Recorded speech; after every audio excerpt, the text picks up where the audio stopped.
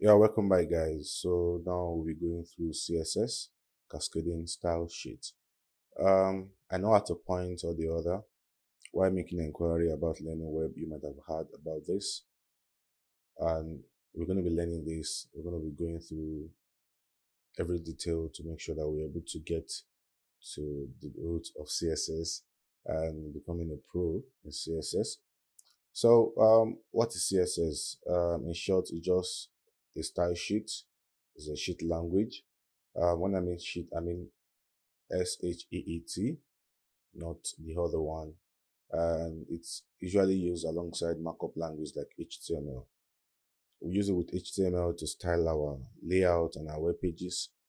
When we design websites using our HTML, we have layouts that are not presentable. I know most of the stuff you guys did with your HTML, you don't want anybody to see it. But now we have CSS that's going to make it better. So let's get straight to business. So we'll be learning a lot of things. We'll be learning some syntax. We'll be learning borders and a lot of things like that in CSS. And we'll be using this CSS alongside with our HTML, like I said earlier on. So it doesn't stand on its own. It cannot work on its own. It has to be used alongside HTML. So let's see some CSS, some syntax. How does it work? What exactly does CSS do? How do we use it in our HTML? How do we add it to our HTML?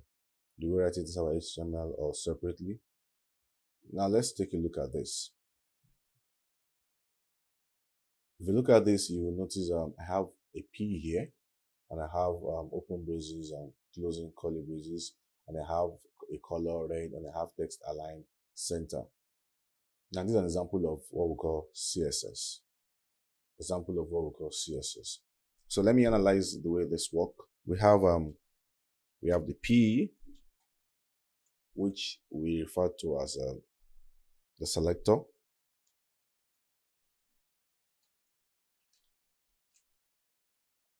Then we have the color, which is what we refer to as property.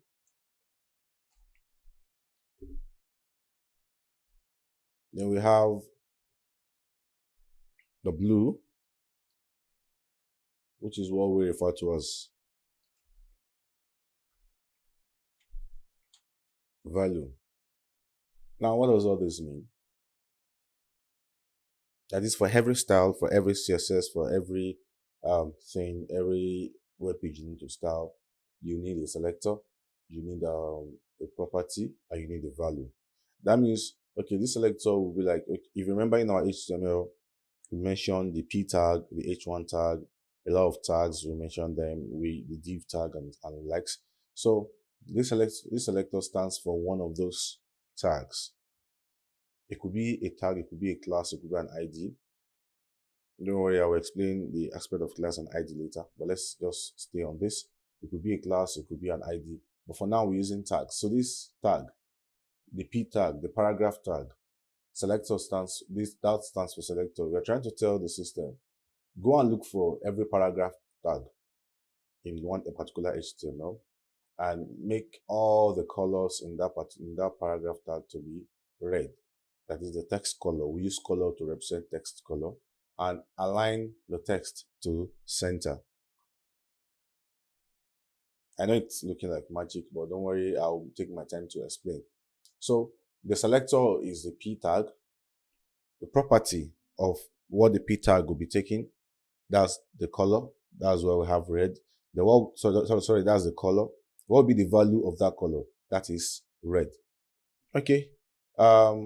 Let's get straight to business. I want to create a new folder. Let me create a new folder in my documents.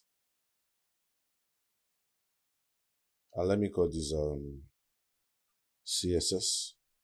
So what I'll be doing now is, let me open this folder here. I believe you know how to do all this by now. Now we're not saving this.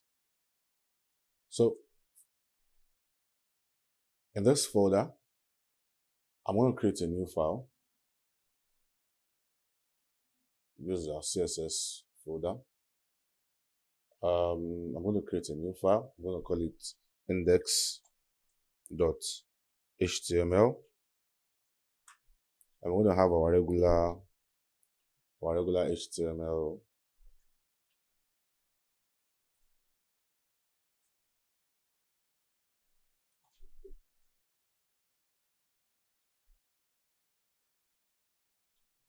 I believe you remember your HTML very well. For HTML, we have our head, we have our title, let's say CSS. Then we have our body.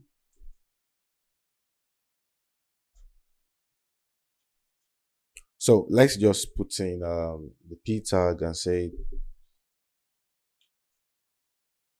hello, this is a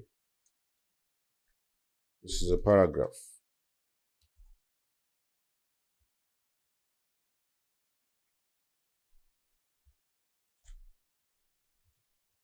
Now if I should go into our CSS folder and I open this in our browser,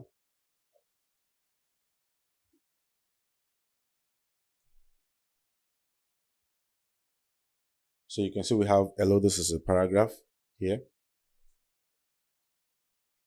So now let's start using CSS on some of this. The initial syntax that we just talked about, let's try it out.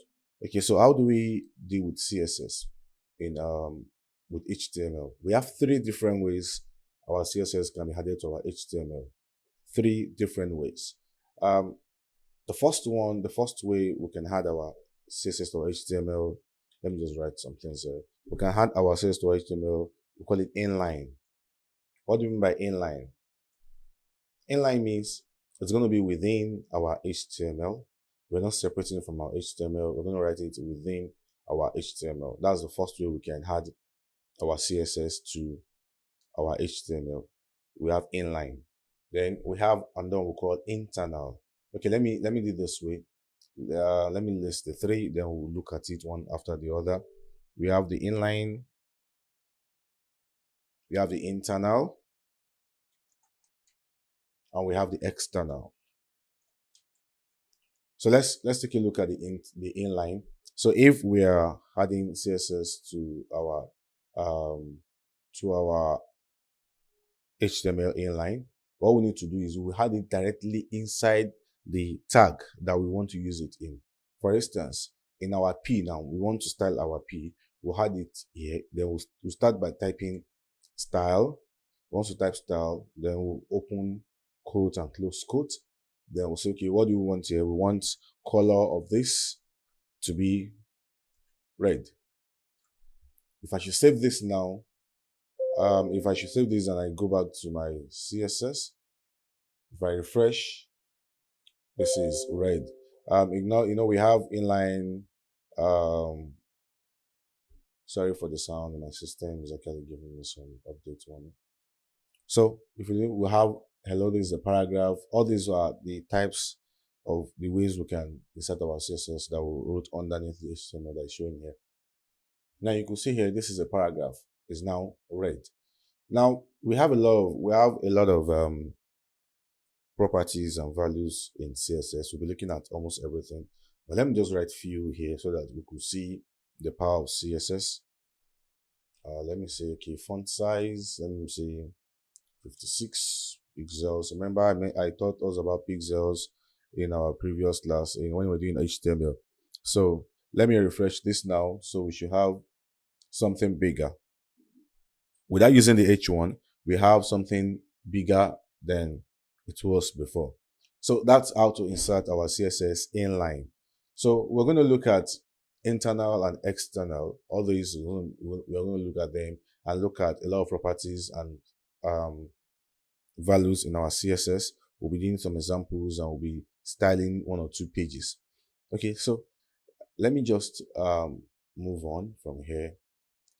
Let me put us through how to do the internal styling. Now, what's the difference between the inline and internal styling?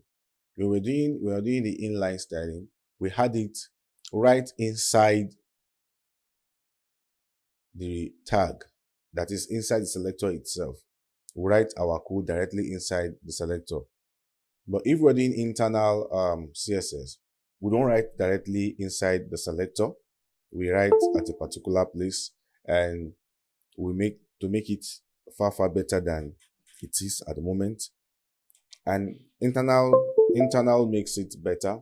It makes your code a bit more organized, and it makes you to understand how the whole code works. Okay, so let's give it a trial. Let's work on the internal CSS. So let me take this off. Let me take this off. Let me take this off. For you to write internal CSS, the first thing you need to do is you come to your head tag here, then you have the style tag.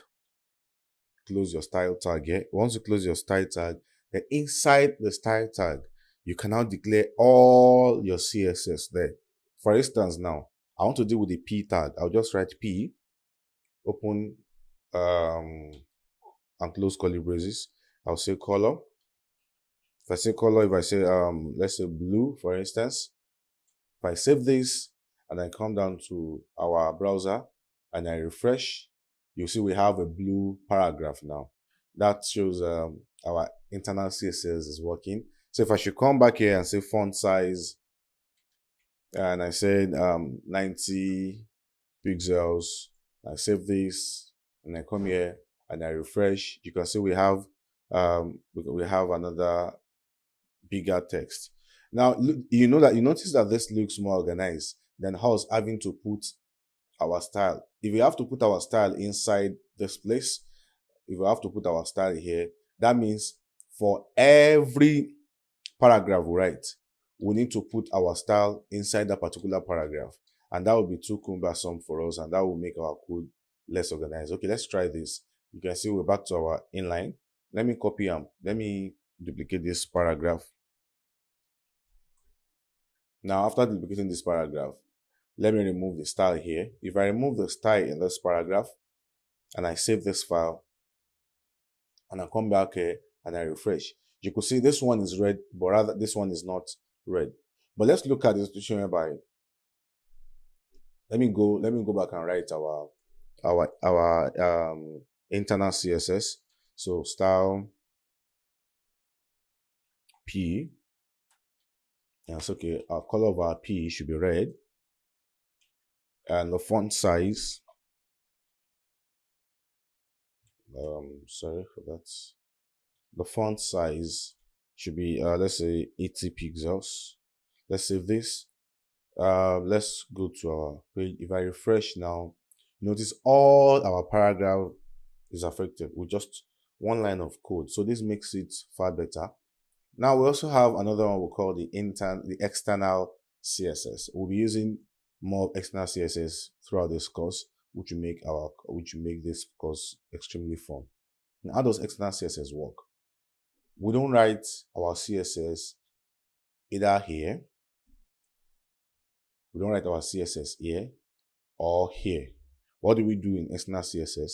We have a new file. We have a separate file where we write all our CSS, and we link the file with our HTML. Does that make any sense? Like you have a separate file, all your CSS is there, you just link it with your HTML.